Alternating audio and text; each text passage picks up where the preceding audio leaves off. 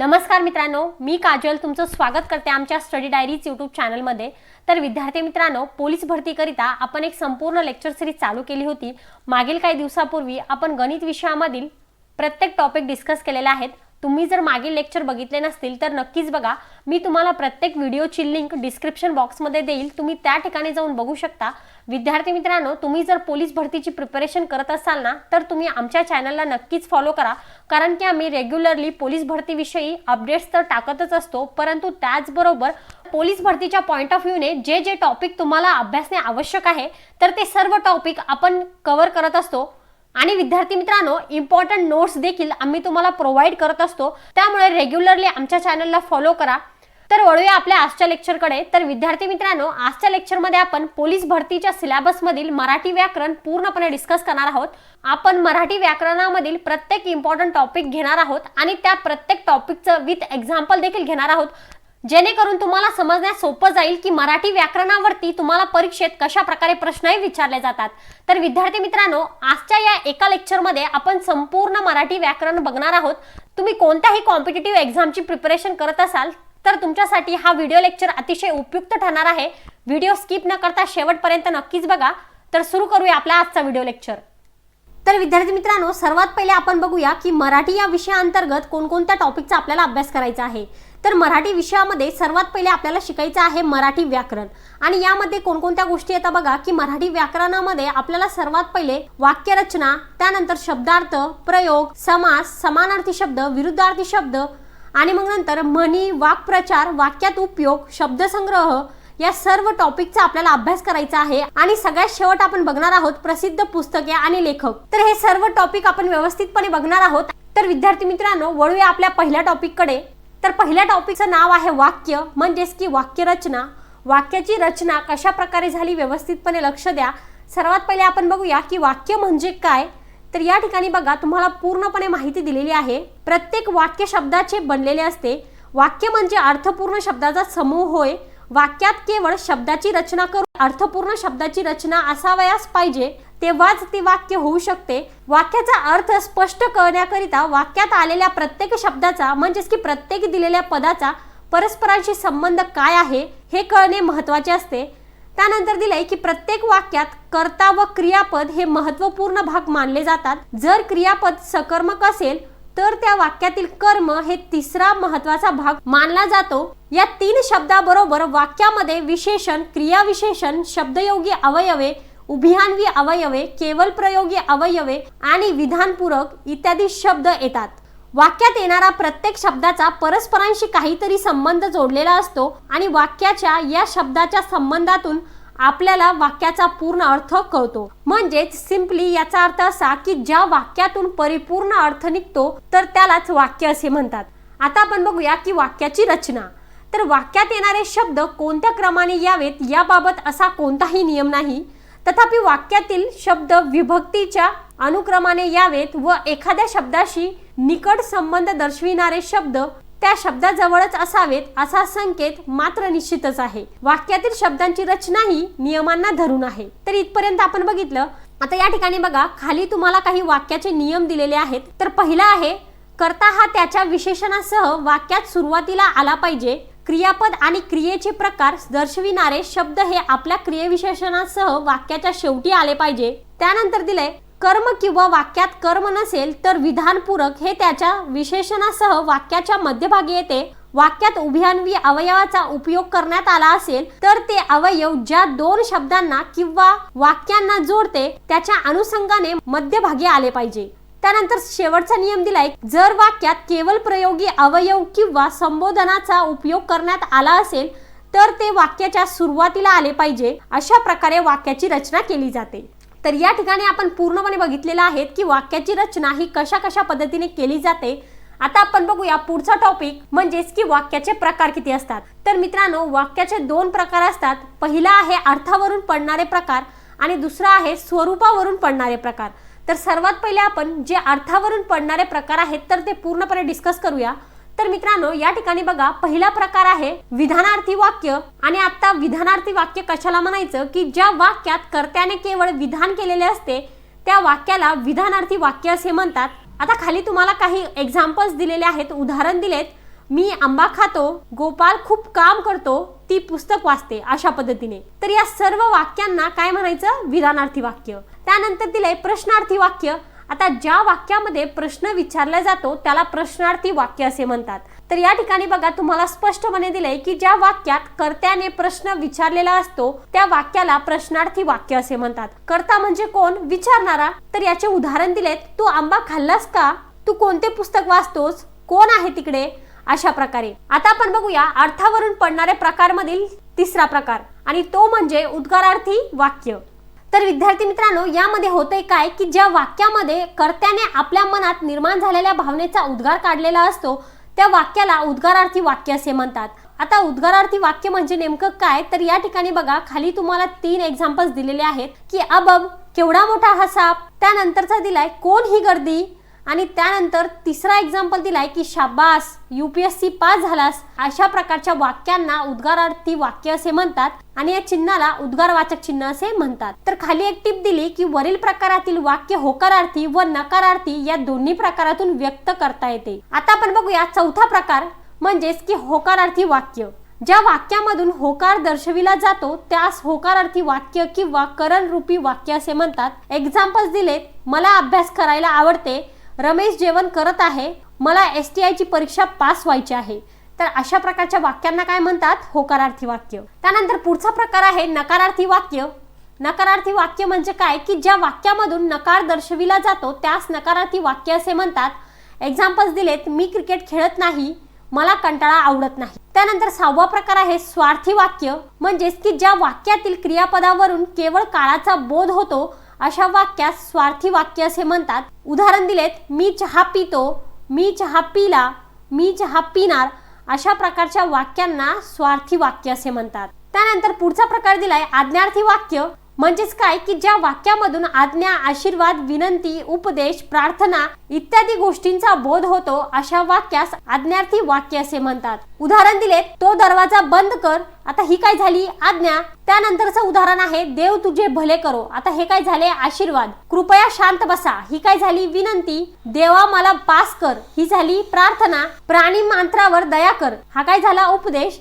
तर अशा प्रकारच्या वाक्यांना काय म्हणतात? आज्ञार्थी वाक्य, ज्यामध्ये आज्ञा, आशीर्वाद, विनंती, प्रार्थना आणि उपदेश हे सर्व समाविष्ट केलेले असते. त्यानंतरचा प्रकार आहे विधार्थी वाक्य. म्हणजेच काय की जेव्हा वाक्यातील क्रियापदाच्या रूपावरून तर्क, कर्तव्य, शक्यता, योग्यता, इच्छा इत्यादी गोष्टींचा बोध होत असेल तर त्यास विद्यार्थी वाक्य असे म्हणतात. आता यासाठी उदाहरण दिले आहेत. आई वडिलांची सेवा करावी. हे काय झाले? कर्तव्य. तू पास होशील असे वाटते. ही काय झाली? शक्यता. ते काम फक्त सचिनच करू शकतो म्हणजे योग्यता. तू माझ्या सोबत यायला हवे असे मला वाटते. ही काय झाली? इच्छा. तर अशा प्रकारच्या वाक्यांना काय म्हणतात? विधार्थी वाक्य. तर विद्यार्थी मित्रांनो, वाक्य रचनामधील जो पहिला घटक होता अर्थावरून पडलेले प्रकार, त्यामधील हा शेवटचा प्रकार आहे ज्याचं नाव आहे संकेतार्थी वाक्य. आता संकेतार्थी वाक्य म्हणजे काय की जेव्हा वाक्यात एक गोष्ट केली असती तर दुसरी गोष्ट घडली असती असा संकेत दिला जातो तेव्हा त्या वाक्यास संकेतार्थी वाक्य असे म्हणतात. आता या ठिकाणी उदाहरण दिलेत. पहिला उदाहरण आहे जर चांगला अभ्यास केला असता तर पास झालो असतो. त्यानंतरचं दिलंय पाऊस पडला तर पीक चांगले येईल. गाडी सावकाश चालवली असती तर अपघात झाला नसता. आणि शेवटचं उदाहरण दिलंय जर काळे ढग आले असते तर जोरदार पाऊस झाला असता. तर अशा प्रकारे या ठिकाणी अर्थावरून पडलेले प्रकार पूर्णपणे संपलेले आहेत. आता आपण बघूया वाक्यरचनामधील दुसरा भाग जो आहे स्वरूपावरून पडणारे प्रकार. मित्रांनो, स्वरूपावरून 3 भाग पडतात. केवळ वाक्य, संयुक्त वाक्य आणि मिश्र वाक्य. तर सर्वात पहिले आपण बघू केवळ वाक्य.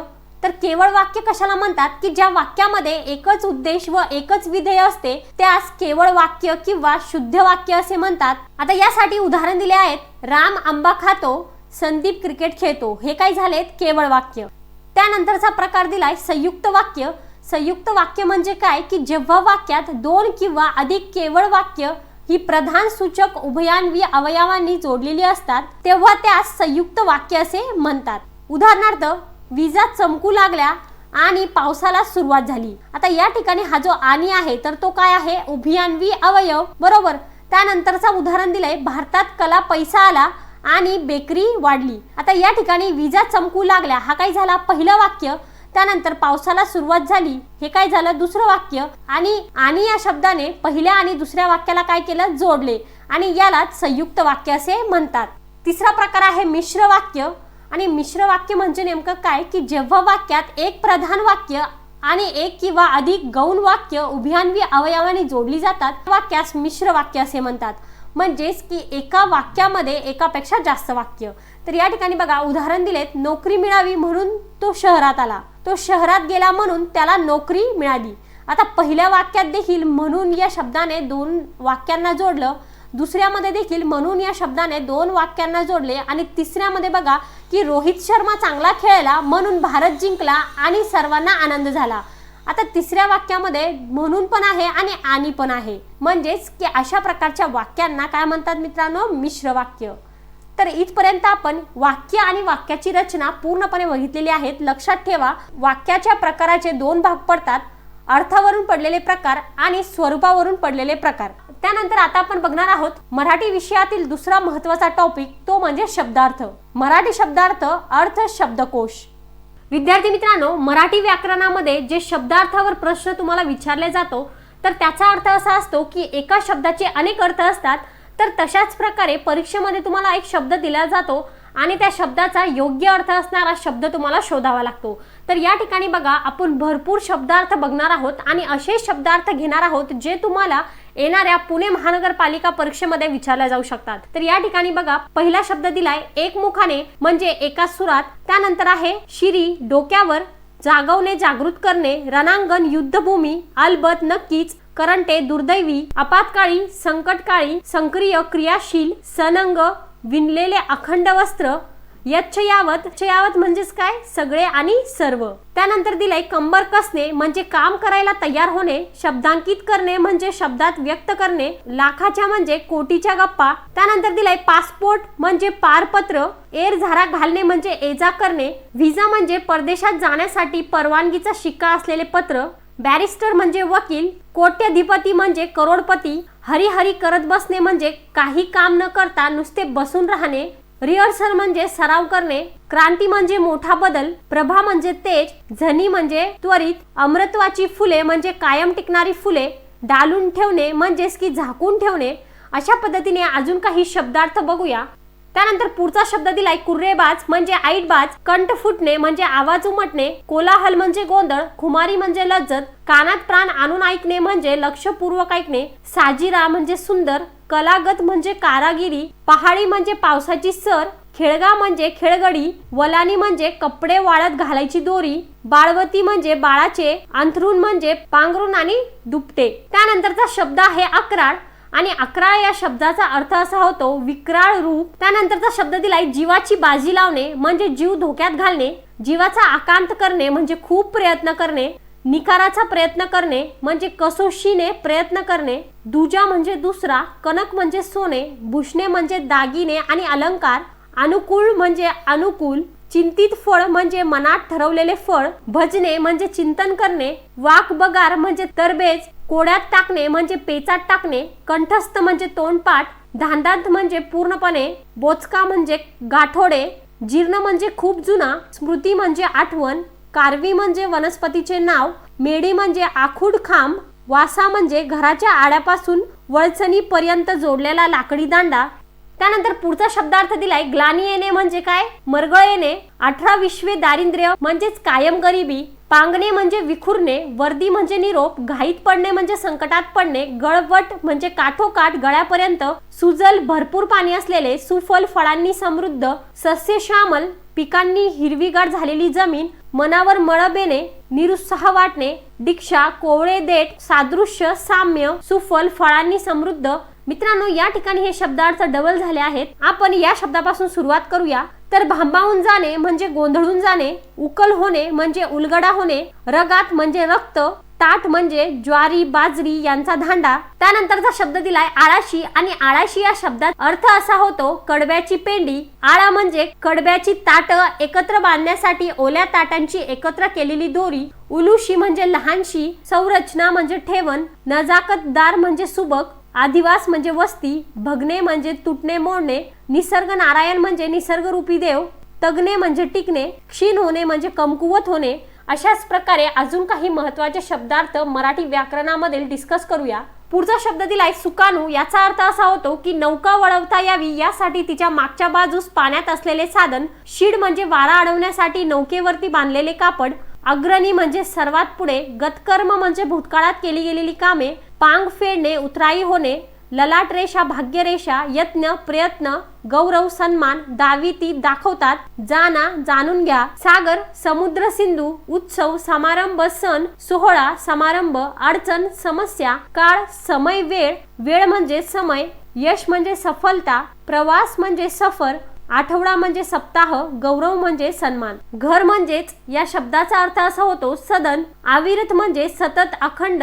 संत म्हणजे सज्जन, साधू। दौलत म्हणजे संपत्ती। सायंकाळ म्हणजे संध्याकाळ। आपत्ती म्हणजे संकट। अनर्थ म्हणजे संकट। कुत्रा म्हणजे श्वान। कान म्हणजे श्रवण। कष्ट म्हणजे श्रम आणि मेहनत। निष्ठा या शब्दाचा अर्थ असा होतो श्रद्धा। अंत या शब्दाचा अर्थ आहे शेवट। पुढचा शब्द दिलेला आहे शिवार आणि या शब्दाचा अर्थ होतो शेत किंवा वावर। त्यानंतर आहे सेवा म्हणजे शुश्रूषा। आशीर्वाद म्हणजे शुभचिंतन। शाळुंका म्हणजे शिविलिंग। शेत म्हणजे शिवार, वावर। सजा म्हणजे शिक्षा। अचल म्हणजे शांत, स्थिर। चिडीचूप म्हणजे शांत। चंद्र म्हणजे रजनीनाथ। अंग म्हणजे शरीर। लाज म्हणजे शरम। वैरी म्हणजे शत्रू। सामर्थ्य म्हणजे शक्ती आणि बळ। पुढचा शब्द काय आहे ऊर्जा आणि ऊर्जा या शब्दाचा अर्थ असा होतो शक्ती। ऐश्वर्य म्हणजे वैभव। शास्त्रज्ञ म्हणजे वैज्ञानिक। झाड म्हणजे वृक्ष, तरु। विश्रांती म्हणजे विसावा। वैषम्य म्हणजे विषाद। भरवसा म्हणजे विश्वास। खात्री म्हणजे विश्वास। विसावा म्हणजे विश्रांती। लग्न म्हणजे विवाह। उशीर म्हणजे विलंब। विनंती म्हणजे विनवणी आणि वीज म्हणजे विद्युत। त्यानंतर पुढचा आणि महत्त्वाचा शब्द दिला युक्ती आणि या शब्दाचा अर्थ होतो विचार। त्यानंतर आहे गंध, वास। वारा, वात, पवन। प्रसाद, वाडा। प्रवासी, वाटसरू। वितरण, वाटप। वाद्य, वाजप। अंबर, वस्त्र। पाऊस म्हणजे वर्षा आणि पर्जन्य। अरण्य म्हणजे जंगल, कानन। रान म्हणजे अरण्य, कानन। ओझे म्हणजे वजन, भार। तर मित्रांनो व्यवस्थितपणे लक्ष द्या कारण की हे सर्व शब्दार्थ अतिशय महत्त्वाचे आहे, तुम्हाला परीक्षेत विचारले जाऊ शकतात। तर अशाच प्रकारे पुढचे आणि महत्त्वाचे शब्द या ठिकाणी दिलेले आहे। उक्ती, वचन। नमस्कार, वंदन। आसक्ती, लोभ। जन म्हणजे लोक, जनता। साहित्य म्हणजे लिखाण। काष्ट म्हणजे लाकूड। चिमुरडी म्हणजे लहान। लाट म्हणजे लहर। कपाळ म्हणजे ललाट। युद्ध म्हणजे लढाई, संग्राम। योद्धा म्हणजे लढवया। ऐट म्हणजे रुबाब। पुढचा शब्द दिलाय रक्त आणि रक्त या शब्दाचा अर्थ होतो रुधिर। चव म्हणजे रुची, गोडी। देश म्हणजे राष्ट्र। जंगल, रान। वातावरण, राग, रंग। मार्ग, रस्ता, वाट। सूर्य, रवी, भास्कर। रणांगण, रणभूमी। खडक, मोठा दगड। संधी, मौका। जत्रा, मेळा। ढग म्हणजेच की मेघ आणि जलद। पुढचा शब्द दिलाय इहलोक आणि या शब्दाचा अर्थ असा होतो मृत्यूलोक। त्यानंतर आहे चेहरा, मुख। भेसळ, मिलावट। महिना, मास। वाट, मार्ग। ममता, माया। क्षमा, माफी। अपमान, मानभंग। आदर, मान। आई म्हणजे माता आणि माय। मानवता म्हणजे माणुसकी आणि डोके म्हणजे मस्तक, शीर्ष। त्यानंतर पुढचा शब्द दिलाय कंजूस आणि या शब्दाचा अर्थ असा होतो कृपण। झोपडी म्हणजे कुटीर, खोप। ख्याती म्हणजे कीर्ती, प्रसिद्धी। काठ म्हणजे किनारा, तीर, तट। कविता म्हणजे काव्य, पद्य। अंधार म्हणजे काळोख, तिमिर। चिंता म्हणजे काळजी। काम म्हणजे कार्य, काज। मजूर म्हणजे कामगार। त्यानंतरचा शब्द दिलाय कार्य आणि या शब्दाचा अर्थ असा होतो काम। त्वचा या शब्दाचा अर्थ आहे कातडी। कावळा या शब्दाचा अर्थ आहे काक। गोष्ट या शब्दाचा अर्थ आहे कहाणी। परीक्षा म्हणजे कसोटी। मेहनत म्हणजे कष्ट, श्रम, परिश्रम। श्रम म्हणजे कष्ट, मेहनत। परिश्रम म्हणजे कष्ट, मेहनत। हित म्हणजे कल्याण। ऋण म्हणजे कर्ज। तर विद्यार्थी मित्रांनो अशा प्रकारे या ठिकाणी आपण अतिशय महत्त्वाचे शब्द आणि त्यांचा मराठीमध्ये अर्थ व्यवस्थितपणे बघितलेला आहे। आता आपण मराठी व्याकरणामधला पुढचा टॉपिक बघूया, तो म्हणजे प्रयोग व त्याचे प्रकार। तर सर्वात पहिले जाणून घ्या की प्रयोग म्हणजे नेमकं काय। तर मित्रांनो कर्त्याची किंवा कर्माची क्रियापदाशी जी जुळणी, ठेवणी किंवा रचना असते त्यालाच व्याकरणात प्रयोग असे म्हणतात। आता तुम्हाला ही पूर्ण व्याख्या व्यवस्थितपणे माहिती होण्यासाठी कर्ता म्हणजे काय, कर्म म्हणजे काय हे सुद्धा माहिती असणे आवश्यक आहे की नाही। म्हणजेच या ठिकाणी बघा कर्ता म्हणजे काय की क्रियापदाने दर्शविलेली क्रिया करणारा जो कोणी असतो त्याला कर्ता असे म्हणतात आणि कर्म म्हणजे ही क्रिया ज्याच्यावर घडते त्यास कर्म असे म्हणतात। आणि या दोघांची जुळणी ठेवणी किंवा रचना केलेली असते त्याला काय म्हणतात प्रयोग। आता ही झाली प्रयोग कर्ता कर्म यांची व्याख्या। आता आपण बघूया की प्रयोगाचे कोणकोणते प्रकार पडतात। तर मित्रांनो प्रयोगाचे एकूण 4 प्रकार पडतात। तर पहिला प्रकार आहे कर्तरी प्रयोग, दुसरा आहे कर्मणी, तिसरा आहे भावे प्रयोग आणि चौथा आहे मिश्र किंवा संकर प्रयोग। आता आपण काय करूया की प्रयोगाच्या प्रत्येक प्रकाराचा व्यवस्थितपणे अभ्यास करूया। तर या ठिकाणी बघा पहिला प्रकार आहे कर्तरी प्रयोग। तर कर्तरी प्रयोग म्हणजे काय की जेव्हा कर्त्याची लिंग वचन पुरुषाप्रमाणे क्रियापदाचे रूप बदलते तेव्हा त्या वाक्यरचनेस कर्तरी प्रयोग असे म्हणतात। तर या ठिकाणी तुम्हाला समजण्यासाठी एक उदाहरण दिलंय की तो आंबा खातो। आता तो काय झाला कर्ता, आंबा काय झाला कर्म आणि क्रियापद कोणता झाला खातो। तशाच प्रकारे ती आंबा खाते, ते आंबा खातात, तू आंबा खातोस। तर यामधील जे तो ती ते तू आहे तर हे काय आहे कर्ता आणि हे काय आहेत कर्म, त्यानंतर हे काय झालेत क्रियापद। तर अशा पद्धतीने कर्तरी प्रयोग तुम्ही सांगू शकतात। तर खाली तुम्हाला टिप दिली की कर्तरी प्रयोगात कर्ता नेहमी प्रथमा विभक्तीचा आहे, कर्म असल्यास प्रथमेचे किंवा द्वितीयेचे असते व क्रियापद कर्त्याप्रमाणे बदलते। सांगायचं तात्पर्य हे की या ठिकाणी हे जे क्रियापद दिलेले आहे तर ते कर्त्याप्रमाणे बदलत असतात। तर विद्यार्थी मित्रांनो कर्तरी प्रयोगाचे देखील 2 उपप्रकार पडतात। त्यामधील पहिला उपप्रकार आहे सकर्मक कर्तरी प्रयोग आणि दुसरा आहे अकर्मक कर्तरी प्रयोग। तर सकर्मक कर्तरी प्रयोग म्हणजे काय की ज्या कर्तरी प्रयोगात कर्म असते त्यास सकर्मक कर्तरी प्रयोग असे म्हणतात। उदाहरणार्थ मोहन पाणी आणतो, राखी पुस्तक वाचते आणि वासरू दूध पिते। आता या ठिकाणी कर्ता कोण आहे मोहन, कर्म काय आहे पाणी आणि आणतो काय झाला क्रियापद। या उदाहरणामध्ये पाणी, पुस्तक आणि दूध हे काय झालेत कर्म, म्हणजेच याला सकर्मक कर्तरी प्रयोग असे म्हणतात। त्यानंतर दिलंय अकर्मक कर्तरी प्रयोग आणि अकर्मक कर्तरी प्रयोग म्हणजे काय की कर्म नसणाऱ्या कर्तरी प्रयोगास अकर्मक कर्तरी प्रयोग असे म्हणतात। म्हणजे ज्यामध्ये कर्म आहे त्याला सकर्मक आणि ज्यामध्ये कर्म नाही त्याला अकर्मक। जसं की या ठिकाणी उदाहरण दिलेले आहेत की विद्यार्थी अस्वस्थ होते, कावळा उडाला, तू हसतोस, ती बोलते, अशा प्रकारचे वाक्य। आता आपण बघूया प्रयोगाचा दुसरा प्रकार म्हणजे कर्मणी प्रयोग। तर कर्मणी प्रयोग कशाला म्हणतात बघा की वाक्यात जेव्हा क्रियापद हे कर्माचे लिंगवचन पुरुषाप्रमाणे बदलते तेव्हा त्या वाक्यरचनेस कर्मणी प्रयोग असे म्हणतात। तर उदाहरण दिलेले आहेत सुभाषने पेरू खाल्ला, कुसुमने पेरू खाल्ला, मुलांनी पेरू खाल्ला, मोहनने चिंच खाल्ली, मुलांनी चिंचा खाल्ल्या, अशा पद्धतीने। आता या ठिकाणी सुभाषने, कुसुमने, मुलांनी, मोहनने, मुलांनी हे काय आहेत कर्ता आणि पेरू पेरू पेरू, चिंच चिंचा ह्या काय आहेत कर्म आणि या ठिकाणी बघा खाल्ला आणि खाल्ली हे काय झालेत क्रियापद। म्हणजेच की कर्माचे लिंगवचन पुरुषाप्रमाणे बदलते। आणि अशाच पद्धतीने खाली तुम्हाला एक टिप देखील दिलेली आहे। कर्मणी प्रयोगात कर्ता नेहमी तृतीयेच्या अथवा चतुर्थीचा असतो व कर्म हा नेहमी प्रथमेचे असते। या प्रयोगात सकर्मक किंवा अकर्मक हे 2 प्रयोग असणारच नाही, कारण कर्म असल्याशिवाय हा प्रयोग होणारच नाही। तर मित्रांनो कर्मणी प्रयोगाचे पुढील प्रमाणे उपप्रकार पडतात। आता यामध्ये बघा पहिला आहे प्रधान कर्तृक कर्मणी, दुसरा आहे शक्य कर्मणी, तिसरा आहे प्राचीन किंवा पुराण कर्मणी, चौथा आहे समापन कर्मणी आणि पाचवा आहे कर्मकर्तरी किंवा नवीन कर्मणी। आता या सर्व याचा आपण व्यवस्थितपणे अभ्यास करूया। तर या ठिकाणी बघा पहिला आहे प्रधान कर्तृक कर्मणी। ज्या प्रयोगात क्रियापद कर्माच्या लिंगवचनानुसार बदलत असले तर बहुतेक कर्ताच प्रधान असतो त्यास प्रधान कर्तृक कर्मणी असे म्हणतात।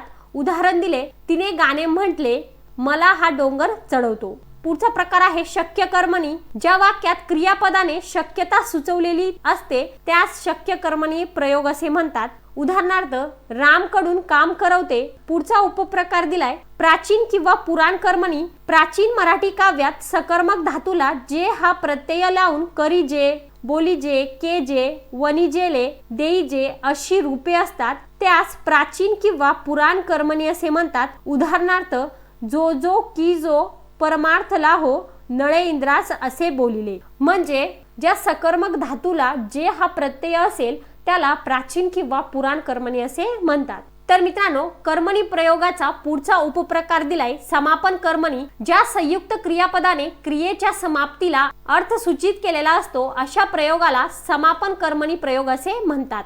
उदाहरणार्थ त्याची गोष्ट लिहून झाली, त्याचा आंबा खाऊन झाला, अशा पद्धतीच्या वाक्यांना। त्यानंतर पाचवा कर्मणी प्रयोगाचा उपप्रकार आहे कर्मकर्तरी किंवा नवीन कर्मणी। ज्या वाक्यातील कर्माला प्राधान्य देऊन विधान करावयाचे असते किंवा कर्ता स्पष्ट नसतो किंवा कर्त्याला उल्लेख टाळावयाचा असतो व इंग्रजी भाषेतील पद्धतीप्रमाणे कर्मणी प्रयोगातील कर्त्याला कडून हे शब्दयोगी अवयव लावून त्यांची रचना केली जाते त्यास कर्मकर्तरी किंवा नवीन कर्मणी असे म्हणतात।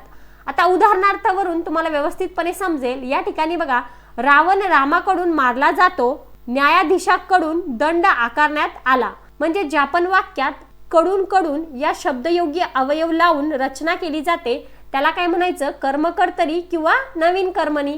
अशा पद्धतीने या ठिकाणी आपण कर्मणी प्रयोगाचे 5ही प्रकार बघितलेले आहेत। आता आपण बघूया तिसरा प्रयोग जो आहे भावे प्रयोग। तर भावे प्रयोग म्हणजे काय की वाक्यातील कर्त्याची अथवा कर्माची लिंग, वचन व पुरुष यांच्यात बदल केला तरीही क्रियापदाच्या रूपात काहीच बदल होत नाही त्यास भावे प्रयोग असे म्हणतात। उदाहरणार्थ बघा की मुलाने बैलास मारले, मुलीने बैलास मारले, बायकांनी बैलास मारले, तशाच पद्धतीने मुलाने गाईस मारले। म्हणजेच यामध्ये काय होतंय की लिंग जरी बदलला आणि कर्म जरी बदलला तरी सुद्धा क्रियापद बदलतंय का? म्हणजे ज्या वाक्यात क्रियापद हे सारखं असतं आणि कर्ता कर्म बदलतो तर त्याला काय म्हणायचं, भावे प्रयोग। तर मित्रांनो, भावे प्रयोगाचे देखील 3 प्रकार पडतात। पहिला आहे सकर्मक भावे, दुसरा आहे अकर्मक भावे आणि तिसरा आहे भावे कर्तरी प्रयोग। तर या तिघांचाही आपण अभ्यास करूया। पहिला दिलाय सकर्मक भावे। ज्या भावे प्रयोगात क्रियापद सकर्मक असते म्हणजेच की क्रियापदाबरोबर कर्म असते त्यास सकर्मक भावे प्रयोग असे म्हणतात। ज्या वाक्यामध्ये क्रियापद आणि कर्म सोबत येईल त्याला काय म्हणायचं, सकर्मक भावे प्रयोग। उदाहरणार्थ, गवळ्याने गाईस बांधले, रामाने रावणास मारले, आईने मुलीस समजावले। आता या ठिकाणी गाईस, रावणास, मुलीस हे काय झाले, कर्म। त्यानंतर दिलाय अकर्मक भावे। ज्या भावे प्रयोगात क्रियापद अकर्मक असते म्हणजेच की क्रियापदाबरोबर कर्म नसते तेव्हा त्यास अकर्मक भावे प्रयोग असे म्हणतात। उदाहरणार्थ, त्याने लवकर यावे आणि तिला मळमळते। तिसरा प्रकार आहे भावे कर्तरी प्रयोग। कधी कधी वाक्यातील क्रियापदांना स्वतंत्र असे कर्ते नसतात तेव्हा त्यांना भावे कर्तरी प्रयोग असे म्हणतात। इथे क्रियेचा भाव किंवा अर्थ हाच वाक्यातील कर्ता असतो। म्हणजेच की उदाहरणार्थ, पेरू खाल्ला की मळमळते, सहलीत जाताना राजगडच्या पायथ्याशी उजाडले। म्हणजेच की अशा प्रकारच्या वाक्यांना काय म्हणायचं मित्रांनो, भावे कर्तरी प्रयोग। आता आपण बघूया प्रयोगाचा चौथा प्रकार मिश्र किंवा संकर प्रयोग। ज्या वाक्यात 2 प्रयोगाचे मिश्रण म्हणजेच की संकर झालेले आढळते त्यास मिश्र प्रयोग किंवा संकर प्रयोग असे म्हणतात। तर मिश्र प्रयोगाचे देखील 3 प्रकार पडतात, कर्तृ कर्म संकर, कर्तृ भाव संकर, कर्म भाव संकर। तर कर्तृ कर्म संकर म्हणजे काय की ज्या वाक्यात कर्तरी व कर्मणी या दोन्ही प्रयोगाचे अस्तित्व आढळून येते त्यास कर्तृ कर्म संकर प्रयोग असे म्हणतात। उदाहरण की तू मला पुस्तक दिलेस। आता वरील वाक्यातील कर्त्याचे वचन म्हणजे तू ऐवजी तुम्ही केले तर तुम्ही मला पुस्तक दिले असे वाक्य तयार होईल व वाक्यातील कर्माचे वचन पुस्तक ऐवजी पुस्तके केले तर तुम्ही मला पुस्तके दिली हे वाक्य होईल। म्हणून हा कर्तृ कर्म संकर प्रयोग आहे। त्यानंतर दिलाय कर्तृ भाव संकर। ज्या वाक्यात कर्तरी व भावे या दोन्ही प्रयोगाचे अस्तित्व आढळून येते त्यास कर्तृ भाव संकर प्रयोग असे म्हणतात। उदाहरण की तू घरी जायचे होतेस आणि या वाक्यातील कर्त्याचे लिंग, वचन, पुरुष बदलून त्याने घरी जायचे होते, तिने घरी जायचे होते व त्यांनी घरी जायचे होते ही वाक्य तयार होतील। म्हणजेच की भावे प्रयोग परंतु कर्त्याच्या वचनाप्रमाणे तुम्ही घरी जायचे होते म्हणजेच की वाक्यातील क्रियापद हे अंशतः कर्तरी आहे आणि म्हणून याला कर्तृ भाव संकर प्रयोग असे म्हणतात। त्यानंतर तिसरा प्रकार आहे कर्म भाव संकर। आणि कर्म भाव संकर म्हणजे काय की ज्या वाक्यात कर्मणी व भावे या दोन्ही प्रयोगाचे अस्तित्व आढळून येते त्यास कर्म भाव संकर प्रयोग असे म्हणतात। उदाहरण की वडिलांनी मुलाला शाळेत घातले। आता या वाक्यात कर्ता हा तृतीया आहे म्हणून हा कर्तरी प्रयोग नव्हे। जर या वाक्यात कर्माचे लिंग, वचन बदलून पाहिले तर जर मुलीला शाळेत घातली, मुलांना शाळेत घातले अशा प्रकारचे वाक्य तयार होईल। म्हणून हा कर्म भाव संकर प्रयोग आहे। तर मित्रांनो, इथपर्यंत आपण प्रयोगाचे सर्व प्रकार व्यवस्थितपणे अभ्यासलेले आहेत। प्रयोगामध्ये दिलेल्या प्रत्येक प्रकाराचं उदाहरण देखील घेतलेलं आहे जेणेकरून तुम्हाला समजण्यास सोपं जाईल। आता आपण बघूया मराठी व्याकरणामधील पुढचा टॉपिक, पुढचा मुद्दा तो म्हणजे समास व त्याचे प्रकार। तर सर्वात पहिले जाणून घ्या की समास म्हणजे नेमकं काय। जेव्हा दोन किंवा अनेक शब्दांमध्ये परस्पर संबंध दाखविणारे प्रत्यय किंवा शब्द काढून त्याचा एकच जोड शब्द तयार होतो तेव्हा त्या शब्दाच्या एकीकरणाला समास असे म्हणतात आणि तयार झालेल्या त्या जोड शब्दाला सामासिक शब्द असे म्हणतात। आता उदाहरण या ठिकाणी तुम्हाला दिलेले आहेत। तर सामासिक शब्दाचे काही उदाहरण जसं की साखर भात म्हणजेच की साखर घालून केलेला भात, राजवाडा म्हणजे राजाचा वाडा, कांदे पोहे म्हणजेच की कांदे घालून केलेले पोहे, अशा प्रकारे। तर या प्रकारच्या शब्दांना काय म्हणायचं, सामासिक शब्द। आता आपण बघूया की समासचे कोणकोणते प्रकार पडतात। विद्यार्थी मित्रांनो, समासाचे एकूण 4 प्रकार पडतात आणि ते खालीलप्रमाणे दिलेले आहेत। पहिला आहे अवयवीभाव समास, दुसरा आहे तत्पुरुष समास, तिसरा आहे द्वंद्व समास आणि चौथा आहे बहुव्रीही समास। आता आपण काय करू की या 4ही समासाचा व्यवस्थितपणे अभ्यास करूया। तर पहिला आहे अवयवीभाव समास। तर अवयवीभाव समास म्हणजे काय की जेव्हा समासातील पहिले पद हे अवयव असून तो शब्द मुख्य असतो किंवा संपूर्ण शब्द क्रियाविशेषण असते तेव्हा त्यास अवयवीभाव समास असे म्हणतात। आता ही झाली व्याख्या। आता आपण बघूया याचे उदाहरण जेणेकरून आपल्याला समजण्यास सोपं जाईल। तर या ठिकाणी बघा, पहिला आहे आजन्म म्हणजे जन्मापासून, प्रतिवर्ष म्हणजे प्रत्येक वर्षी, यशाशक्ती म्हणजे शक्तीप्रमाणे, प्रतिदिन म्हणजे प्रत्येक दिवशी, गैरहजर म्हणजे हजर नसलेला आणि घरोघरी म्हणजे प्रत्येक घरी। तर अशा प्रकारच्या शब्दांना काय म्हणायचं मित्रांनो, अवयवीभाव समास। त्यानंतर दुसरा समास आहे तत्पुरुष समास। ज्या समासातील दुसरे पद हे महत्त्वाचे असते आणि अर्थाच्या दृष्टीने गाळलेला शब्द किंवा विभक्ती प्रत्यय विग्रह करताना घालावा लागतो त्यास तत्पुरुष समास असे म्हणतात। जर आपण डेफिनेशन बघितली तर बऱ्याच वेळेस आपल्याला कळत नाही की याचा नेमका अर्थ काय। त्यामुळे आपण या ठिकाणी काय केलंय की प्रत्येक समासाचा, प्रत्येक प्रयोगाचा, प्रत्येक टॉपिकचा उदाहरण घेतलंय जेणेकरून तुम्हाला समजण्यास अगदी सोपं जाईल। तर या ठिकाणी बघा, तत्पुरुष समासाचं एक्झाम्पल आहे तोंडपाठ म्हणजेच की तोंडाने पाठ, देवपूजा म्हणजे देवाची पूजा, ऋणमुक्त म्हणजेच की ऋणातून मुक्त, अशा प्रकारच्या शब्दांना काय म्हणायचं, तत्पुरुष समास। तर विद्यार्थी मित्रांनो, तत्पुरुष समासाचे एकूण 7 उपप्रकार पडतात। पहिला आहे विभक्ती तत्पुरुष समास, द्विगु तत्पुरुष समास, उपपद तत्पुरुष समास, मध्यम पदलोपी समास, कर्णधारय तत्पुरुष समास, अलुप्त तत्पुरुष समास, नत्र तत्पुरुष समास। आपण काय करू, या प्रत्येक तत्पुरुष समासाच्या उपप्रकाराचा व्यवस्थितपणे अभ्यास करूया। तर तत्पुरुष समासाचा पहिला उपप्रकार आहे विभक्ती तत्पुरुष समास। ज्या तत्पुरुष समासात एखाद्या विभक्तीचा किंवा विभक्तीचा अर्थ व्यक्त करणाऱ्या शब्दयोगी अवयव काढून दोन्ही पदे जोडली जातात त्यास विभक्ती तत्पुरुष समास असे म्हणतात। तर उदाहरण आहेत गर्भ श्रीमंत म्हणजेच की गर्भापासून श्रीमंत, गायीरान म्हणजे गायीचे रान, राजकन्या म्हणजे राजाची कन्या, वनदेवता म्हणजे वनातील देवता। तर यांना काय म्हणायचं, विभक्ती तत्पुरुष समास। त्यानंतर आहे कर्णधारय तत्पुरुष समास। ज्या तत्पुरुष समासातील दोन्ही पदे एकाच विभक्तीत किंवा या समासातील दोन्ही पदे प्रथमा विभक्तीत असतात तेव्हा त्यास कर्मधारय तत्पुरुष समास असे म्हणतात। तर याचे उदाहरण आहे पीतांबर म्हणजेच की पीत असे अंबर, चंद्रवंदन म्हणजेच की चंद्रासारखे वदन, महादेव म्हणजे महान असा देव, घनश्याम म्हणजे घनासारखा श्याम। त्यानंतर तिसरा उपप्रकार आहे द्विगु समास। आणि द्विगु समास म्हणजे काय की ज्या समासात पहिले पद संख्या विशेषण असते व त्या सामासिक शब्दावरून समुदायाचा बोध होतो त्यास द्विगु समास असे म्हणतात। आता उदाहरण काय दिलेत, नवरात्र म्हणजेच की 9 रात्रीचा समूह, पंचवटी म्हणजे 5 वाडांचा समूह। तर अशा प्रकारे ज्या शब्दामध्ये संख्यांचा उल्लेख केला जातो त्याला काय म्हणायचं, द्विगु समास। तर पुढचा उपप्रकार आहे अलुप्त तत्पुरुष समास। आणि अलुप्त म्हणजे लोप, काढून टाकणे, निघून जाणे, न होणारे।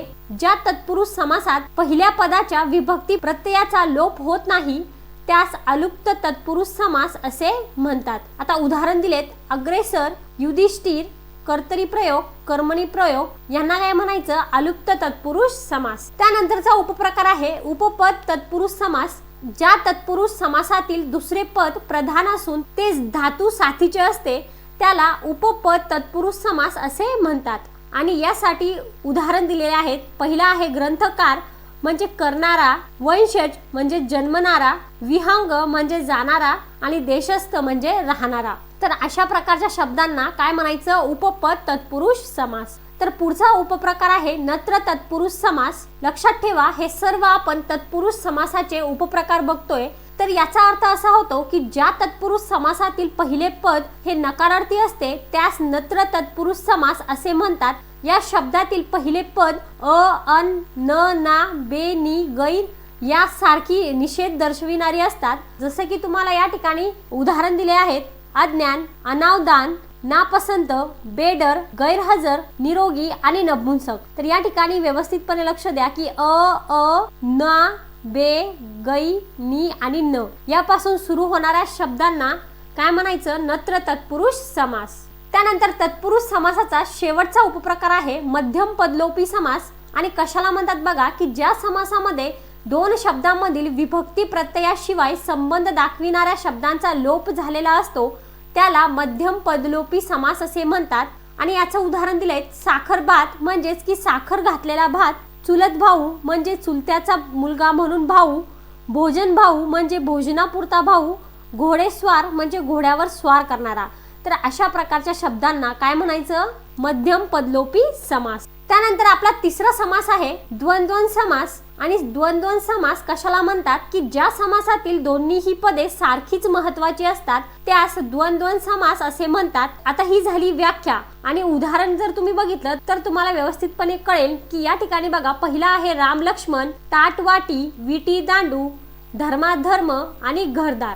तर जे दोन शब्द एकमेकांना जोडलेले असतात तर त्यांना काय म्हणायचं? द्वंद्व समास। तर विद्यार्थी मित्रांनो, द्वंद्व समासाचे 3 उपप्रकार पडतात। पहिला आहे इतरेतर द्वंद्व समास, वैकल्पिक द्वंद्व समास, समहार द्वंद्व समास। तर या तिघांचाही आपण व्यवस्थितपणे अभ्यास करूया।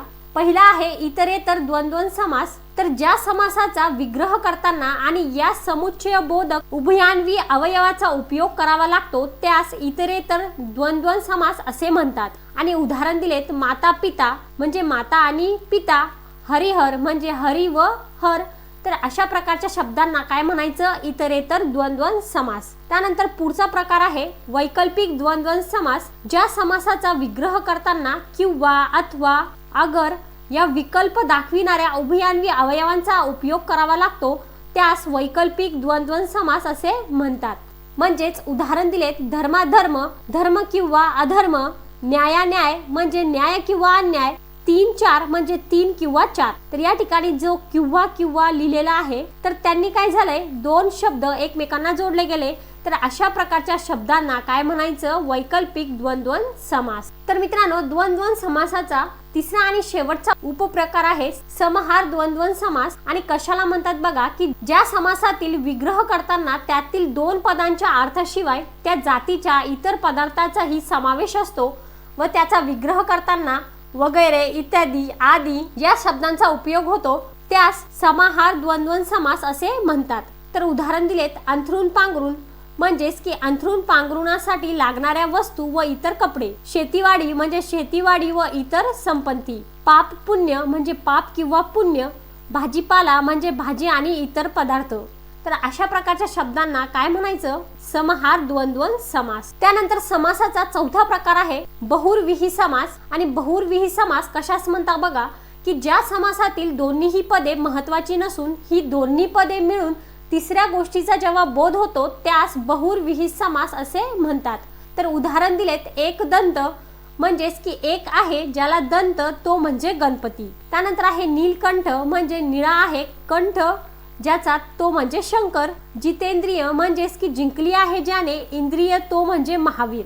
तर अशा प्रकारचे जे शब्द असतात म्हणजे शब्द एक पण त्यामधून तिसराच अर्थ निघतो त्याला काय म्हणायचं? बहुर्विही समास। तर मित्रांनो, बहुर्विही समासाचे एकूण 4 उपप्रकार पडतात। पहिला आहे विभक्ती बहुर्विही समास, नत्र बहुर्विही समास, सह बहुर्विही समास आणि प्राधी बहुर्विही समास। तर या सर्वांचा आपण अभ्यास करूया। पहिला उपप्रकार आहे विभक्ती बहुर्विही समास। आणि कशाला म्हणतात बघा की ज्या बहुर्विही समासाचा विग्रह करताना संबंधित सर्वनामाची रूपे ही विभक्तीत असते त्यास विभक्ती बहुर्विही समास असे म्हणतात। उदाहरण दिलेत प्राप्त धन म्हणजेच की प्राप्त आहे धन ज्यास तो, त्रिकोण म्हणजे 3 आहेत कोण ज्याला तो, आणि निर्धन म्हणजे की गेले आहे धन ज्याच्यापासून तो। अशा प्रकारच्या शब्दांना ज्यामधून तिसऱ्याचा अर्थ निघतो त्याला काय म्हणायचं? विभक्ती बहुव्रीही समास. त्यानंतर दिलाय नत्र बहुव्रीही समास. ज्या बहुव्रीही समासातील पहिले पद अ, अन, न, नि असे नकारात्मक असते त्यास नत्र बहुव्रीही समास असे म्हणतात. उदाहरण दिलेत अनाथ, अनंत, निरास, अनादी आणि नपुंसक. तर या शब्दांना काय म्हणायचं? नत्र बहुव्रीही समास. तर बहुव्रीही समासाचा पुढचा उपप्रकार दिलाय सह बहुव्रीही समास. ज्या बहुव्रीही समासातील पहिले पद सह किंवा स या अवयवाने सुरू होते तेव्हा त्यास सह बहुव्रीही समास असे म्हणतात. उदाहरण आहेत सनात, सहोदर, सहमित्र, सहपरिवार, सादर, सफल, सबल, सुपुत्र. ज्यांची सुरुवात स या अक्षराने होते त्याला काय म्हणायचं? सह बहुव्रीही समास. त्यानंतर दिलंय प्राधी बहुव्रीही समास आणि याचा अर्थ असा की ज्या बहुव्रीही समासातील पहिले पद हे उपसर्ग असेल तर तो प्राधी बहुव्रीही समास होतो. म्हणजेच उदाहरण दिले निर्मला, सुलोचना, निर्धन, निर्दय, कुरूप, नीरस, दुर्गुणी, विरागी. तर अशा प्रकारच्या शब्दांना काय म्हणायचं? प्राधी बहुव्रीही समास. तर विद्यार्थी मित्रांनो, इथपर्यंत आपण समासाचे सर्व प्रकार बघितलेले आहेत. प्रत्येक प्रकाराचं उदाहरण देखील घेतलेलं आहे. तर मित्रांनो, सर्वात पहिले आपण समानार्थी शब्द बघूया. तर या ठिकाणी बघा अरण्य या शब्दाचा समानार्थी शब्द आहे जंगल, कानन, वन, विपिन, रान, आटवी. आकाश या शब्दाचा समानार्थी शब्द आहे गगन, अंबर, नभ, तारांगण, अंतराळ, आभाळ, योम, अंतरिक्ष, वितान. अश्व या शब्दाचा समानार्थी शब्द आहे तुरुंग, घोडा, वारू, वाजी, हय, तुरंगम. आश्चर्य या शब्दाचा समानार्थी शब्द आहे अचंबा, नवल, विस्मय. अमृत या शब्दाचा समानार्थी शब्द आहे सुधा, पियुष. आहार याचा समानार्थी शब्द खाद्य, भोजन. अनलचा समानार्थी शब्द अग्नी, विस्तव, पावक, वन्नी, वैश्वानर. आठवण या शब्दाचा समानार्थी शब्द स्मृती, स्मरण. आमूलाग्र या शब्दाचा समानार्थी शब्द मुळापासून शेंड्यापर्यंत. अभिषेकचा समानार्थी शब्द अभिषव, अभिषेष. आईचा समानार्थी शब्द जननी, माय, माऊली, माता, मातोश्री, जन्मदात्री. अभिनयचा समानार्थी शब्द अंगविक्षेप, हावभाव. अहिचा समानार्थी शब्द सर्प, साप, भुजंग. आकांक्षाचा समानार्थी शब्द इच्छा. अर्जुनचा समानार्थी शब्द भारत, पार्थ, धनंजय, किरीट, फाल्गुन. आमरणचा समानार्थी शब्द मरेपर्यंत. आनचा समानार्थी शब्द शपथ. अमितचा समानार्थी शब्द असंख्य, अगणित, अमर्याद. आळशीचा समानार्थी शब्द कामचुकार, ऐदी, मंद, सुस्त, कुच्चर, निरुद्योगी, उठवळ, उठाळ, उडंगळ, आळसट. अर्थचा समानार्थी शब्द भावार्थ, मतलब, उद्देश, हेतू, भाव, तात्पर्य, अभिप्राय. अगत्याने याचा समानार्थी शब्द स्वागतशील दृष्टीने. आस्थाचा समानार्थी शब्द आदर, जिव्हाळा, आपुलकी, अगत्य. अभ्यासचा समानार्थी शब्द व्यासंग, सराव, परिपाठ.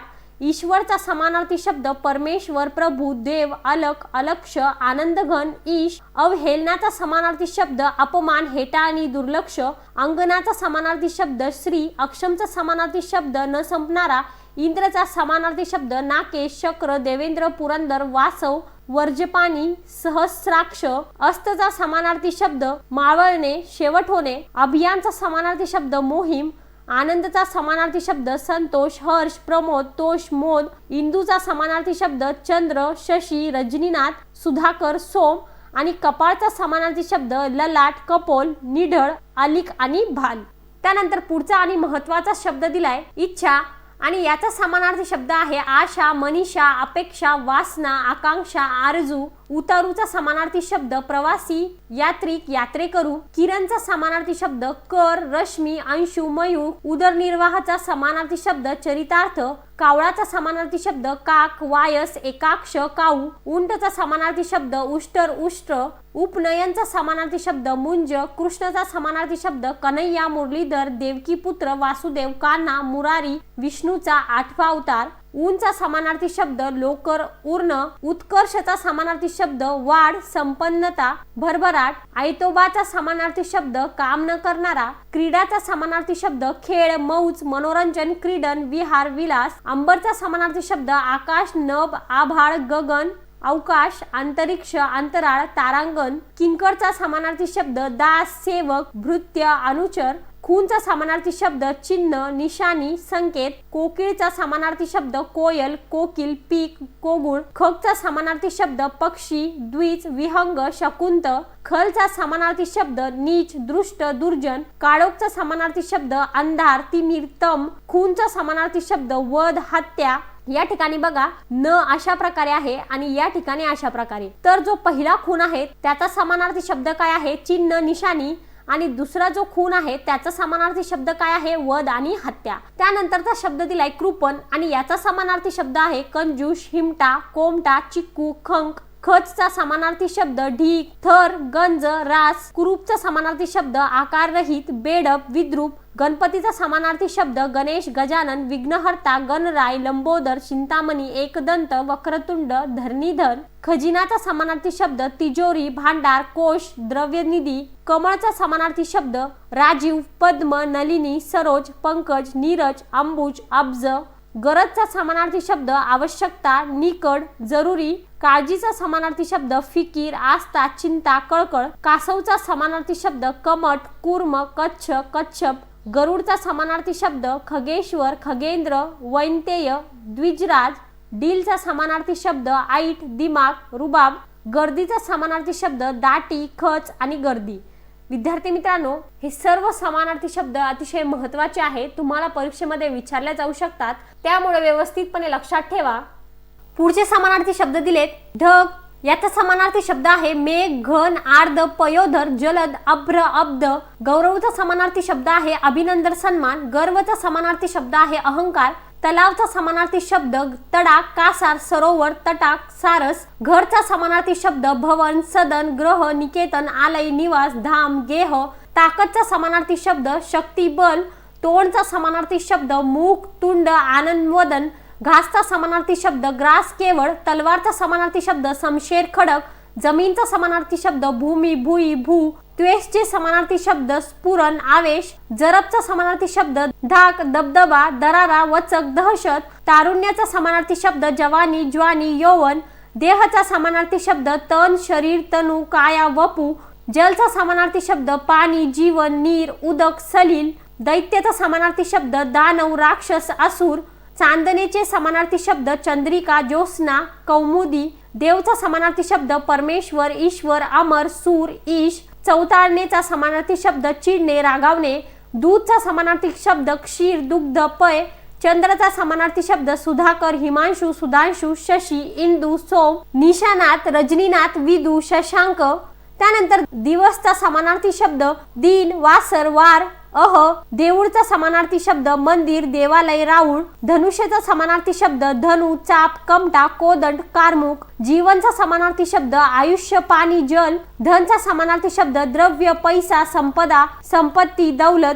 झुंबडचे समानार्थी शब्द गर्दी, दाटी, खच, गर्दी. झाडचा समानार्थी शब्द वृक्ष, पादप, तरु, अगम, द्रुम, शाखी. धूर्तचा समानार्थी शब्द लबाड, भांडखोर, चलाक, कावेबाज, अर्काट, लुच्चा, लफंगा. ऋषीचा समानार्थी शब्द मुनी, साधू. डोळाचा समानार्थी शब्द नयन, चक्षु, नेत्र, लोचन, अक्ष, आवाळू. निष्णातचा समानार्थी शब्द तरबेज, प्रवीण. निर्वाळाचा समानार्थी शब्द खात्रीपूर्वक. डोकेचा समानार्थी शब्द मस्तक, माथा, शिर, शीर्ष. नैपुण्याचा समानार्थी शब्द कौशल्य. नमस्कारचा समानार्थी शब्द नमन, वंदन, प्रणिपात, अभिवादन. पूजाचा समानार्थी शब्द अर्चा, सेवा, अर्चना. नदीचा समानार्थी शब्द सरिता, तारांगिनी, तटिनी. नवराचा समानार्थी शब्द पती, वल्लभ, धव, भ्रतार, कांत, भरता. त्यानंतर पुढचा शब्द दिलेला आहे प्रवीण आणि याचा समानार्थी शब्द आहे निपुण, कुशल, हुशार, पटू, तरबेज, निष्णात. नौकरचा समानार्थी शब्द सेवक, दास, चाकर, आर्थिक, उलिंग. पाणीचा समानार्थी शब्द जल, उदक, जीवन, सलील, अंबू, पै, नीर, तोय. पत्नीचा समानार्थी शब्द अर्धांगिनी, बायको, कांता, दारा, जाया, भार्या, कलत्र. पोरकाचा समानार्थी शब्द निराधार, आई, बाप नसलेला. पर्वतचा समानार्थी शब्द अचल, नग, गिरी, अर्धी, शैल. प्रगल्भचा समानार्थी शब्द गंभीर, शहाणा, प्रौढ. पारिपत्याचा समानार्थी शब्द पराभव, शिक्षा, दंड. प्रेमचा समानार्थी शब्द लोभ, अनुराग, प्रीती. फूलचा समानार्थी शब्द सुमन, पुष्प, कुसुम, सुम.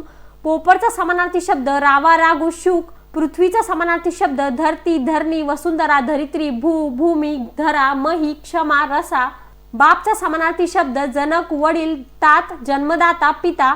ब्राह्मणचा समानार्थी शब्द विप्र द्विज, प्रासादचा समानार्थी शब्द मंदिरवाडा, बळचा समानार्थी शब्द ताकद शक्ती जोर सामर्थ्य, प्रघातचा समानार्थी शब्द रिवाज पद्धत चाल रीती, बाणचा समानार्थी शब्द सायक तीर शर, पक्षीचा समानार्थी शब्द अंडज पाखरू खग विहंग विहग द्विज, बागचा समानार्थी शब्द उपवन उद्यान बगीचा, बिकडचा समानार्थी शब्द अवघड कठीण, ब्रह्मदेवचा समानार्थी शब्द प्रजापती विधी विरंची, कमलासन ब्रह्मा चतुरानन, पायचा समानार्थी शब्द चरण पद पाद, पानचा समानार्थी शब्द पर्ण पत्र पल्लव, पुढारीचा समानार्थी शब्द नायक नेता अग्रणी धुरीण, बेंडूकचा समानार्थी शब्द मंडूक दरदूर, पुरुषचा समानार्थी शब्द नर मर्द, भाऊचा समानार्थी शब्द बंधू भ्राता सहोदर, पार्वती भुंगा भांडण भांडखोर वानर वारा भरभराट मित्र, या सगळ्यांचे समानार्थी शब्द या ठिकाणी पूर्णपणे दिलेले आहेत, तुम्ही स्क्रीनवरती बघू शकता। आता आपण बघूया पुढचे आणि महत्त्वाचे समानार्थी शब्द। तर मित्रांनो, विहार विष्णू माणूस उथव महा मुलगी मुलगा मासा यज्ञ वीज युद्ध रस्ता वेदना राग वस्त्र राजा वल्लरी रात्र शंकर रक्त रागीट रयत लक्ष्मी शेष शेतकरी सूर्य शत्रू सकल सोने संघर्ष श्री समुद्र सनातनी आणि सहार।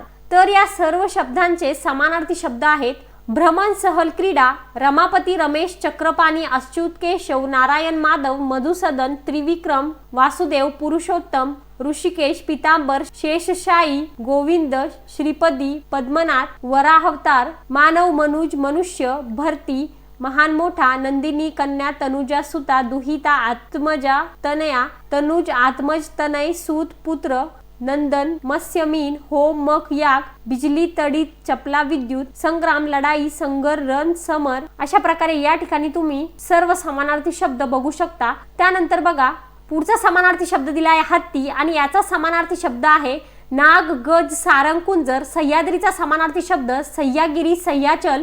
हातचा समानार्थी शब्द बाहू भुज आणि कर हस्त। सिंहचा समानार्थी शब्द पंचानन वनराज मृगराज केसरी मुगेंद्र। हरिणचा समानार्थी शब्द सारंग कुरंग मृग।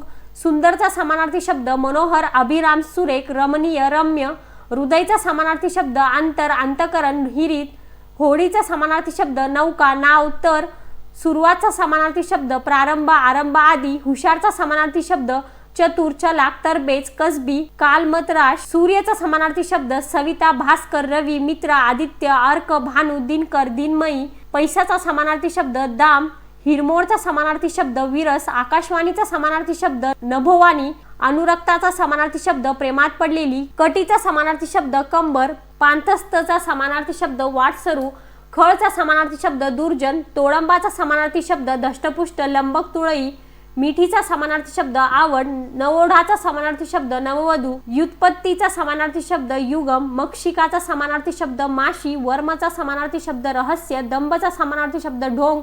अपत्याचा समानार्थी शब्द मूल। अनुचितचा समानार्थी शब्द अयोग्य। पक्षपात अभिवृद्धी अभिजात अवकाळी निबर विश्वासघात वराह उत्कंठा प्रमय सरमाड वैरण वृश्चिक तमोगुणी यांचे समानार्थी शब्द आहे असमदृष्टी उत्कृष्ट उच्च दर्जाचा अवेळी बोथट झालेला कोमलत्व संपलेला फसवणूक डुक्कर उत्सुकता सिद्धांत बाजरीची ताटे ज्वारीची ताटे विंचू शीघ्रकोपी। त्यानंतर देखणे अवयव परिहार उद्धृत करणे उन्मत्त याचा समानार्थी शब्द आहेत सुंदर जमा खर्च निवारण स्पष्टीकरण देणे मत्स्यवाल। त्यानंतर तोरा कपिला षष्टीचा योग राबता स्वीय विवंचना ओशाने विहित अनुराग यांचे समानार्थी शब्द आहेत वर्दळ स्वतःचे काम काळजी लाजणे शरमणे उचित प्रेम।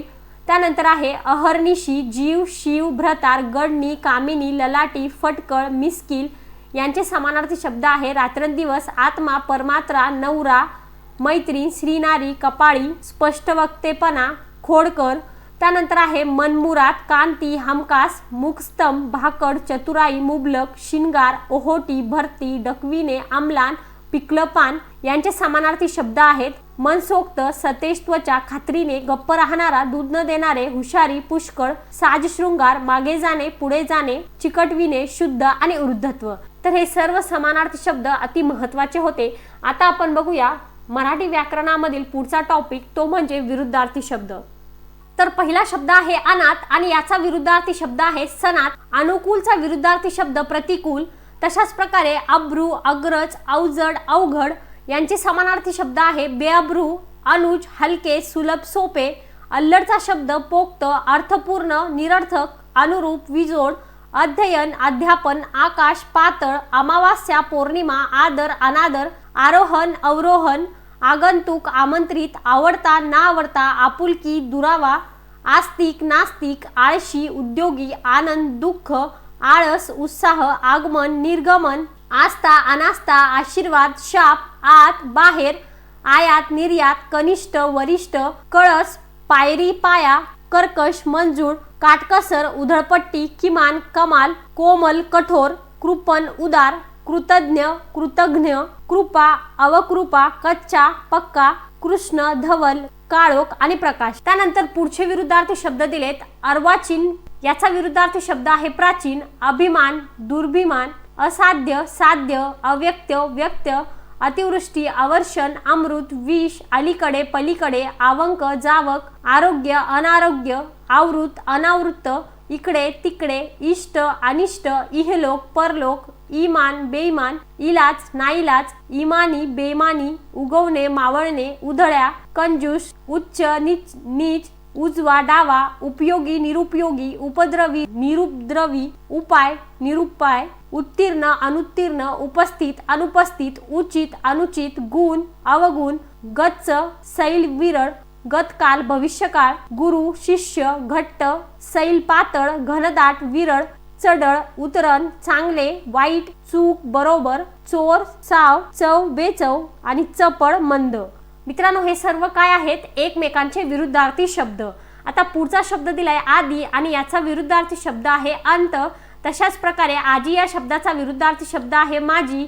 आवश्यकचा विरुद्धार्थी शब्द अनावश्यक. आघाडीचा विरुद्धार्थी शब्द पिछाडी. आरंभचा विरुद्धार्थी शब्द शेवट, अखेर. आसक्ती, विरक्ती, अनासक्ती, अबोल, वाचाळ, अपेक्षित, अनपेक्षित, अनुभवी, अननुभवी, अवधान, अनवधान, अविभक्त, विभक्त, अजस्र, चिमुकले, अवर्णनीय, वर्णनीय, अपवित्र, पवित्र, असंग, संग, अजान, सुजान, अपेक्षित, अनपेक्षित, अभेर, स्वीकार, अकल्पित, कल्पित, नैसर्गिक, कृत्रिम, अदृश्य, दृश्य, अप्रत्यक्ष, प्रत्यक्ष, अयाचित, याचित, अकर्मक, सकर्मक, अथांग, थांग, उंच, ठेंगणा, उत्साह, निरुत्साह, उद्धट, नम्र, उताना, पालथा, उग्र, सौम्य, उत्कर्ष, अपकर्ष, उदय, अस्त, उदार, कंजूष, उत्कृष्ट, निकृष्ट, उपकार, अपकार, उष्ण, थंड, शीतल, एकत्र, वेगवेगळे, एक आणि अनेक. अशाच प्रकारे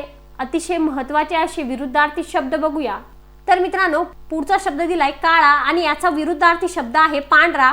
कोवळे, जुने, कौतुक, निंदा, खरे, खोटे, खाली, वर, खंडन, मंडन, जय, पराजय, कर्णमधुर, कर्णकटू, कडू, गोड, कच्चे, पक्के, कठोर, मृदू, काळा, पांढरा, कायदेशीर, बेकायदेशीर, कीर्ती, अपकीर्ती, कृपा, अवकृपा, कृश, स्थूल, कृत्रिम, नैसर्गिक, तरुण, म्हातारा, ताजा, शिळा, तीक्ष्ण, बोथट, तेजी, मंदी, तारक, मारक, तिरपा, सरळ, तुटवडा, विपुलता, तीव्र, सौम्य, तेजस्वी, निस्तेज, हलके, अवजड, थोरला, धाकटा, थोर, लहान, नफा, तोटा, नवा, जुना, दाट, विरळ, निर्मळ, मळका, नाशवंत, अविनाशी, नक्कल, अस्सल, निर्भय, भित्रा, न्यूनता, विपुलता, दुरुस्त, नादुरुस्त, दुष्ट, सुष्ट, दोष, गुण, देशभक्त, देशद्रोही. त्यानंतर पुढचा शब्द दिलाय चल आणि याचा विरुद्धार्थी शब्द आहे अचल. चिरकालचा विरुद्धार्थी शब्द अल्पकाळ.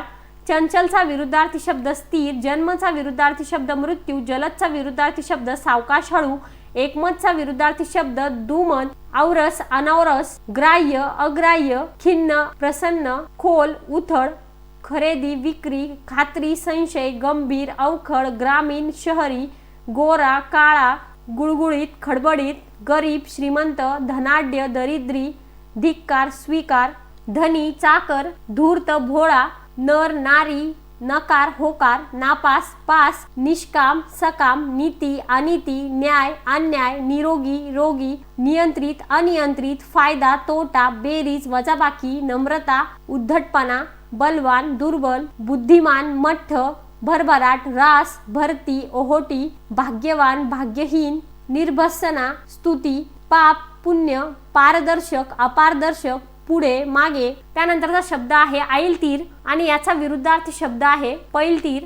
ऐच्छिकचा विरुद्धार्थी शब्द अनैच्छिक, ओवळाचा विरुद्धार्थी शब्द सोवळा, ओलेचे विरुद्धार्थी शब्द सुके, एक वचनचे विरुद्धार्थी शब्द अनेक वचन, गबाळाचा विरुद्धार्थी शब्द नीटनेटका, गरमचा विरुद्धार्थी शब्द थंड, जहाल, मवाळ, जागृत, निद्रिस्त, जीत, जेता, विजयी, जमा, खर्च, जाणता, अजाणता, झपाझप, सावकाश, टंचाई, विपुलता, टणक, मऊ, हुशार, ढब्बू, किरकोळ, प्रामाणिक, अप्रामाणिक, प्रसिद्ध, अप्रसिद्ध, पौर्वात्य, पाश्चिमात्य, प्रगती, अधोगती, प्रखर, सौम्य, परिहार्य, अपरिहार्य, प्रतिष्ठा, अप्रतिष्ठा, पसंत, नापसंत, पापी, निष्पाप, फरक, साम्य, फिकट, गडद, फुलणे, कोमजणे, दृश्य, अदृश्य, बरोबर, चूक, दिवस, रात्र, दीर्घ, रस्व, दुष्काळ, सुकाळ, दुर्जन, सज्जन, दुर्भिक्ष, सुबत्ता, मान, अपमान, भक्कम, कमकुवत, भव्य, चिमुकले, मित्र, शत्रू, मावळता, उगवता. अशाच प्रकारे अजून काही विरुद्धार्थी शब्द बघूया.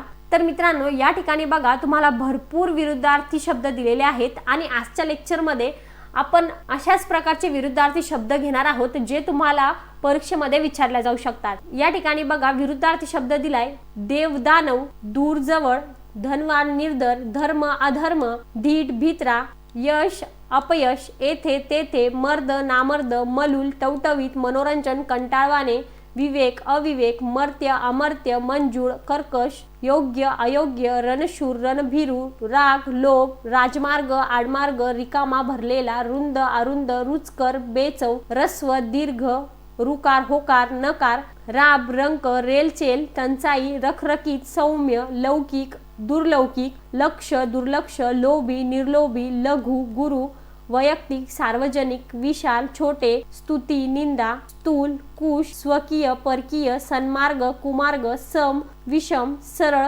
वक्र, सबळ, दुर्बळ, साह्य, असहाय्य.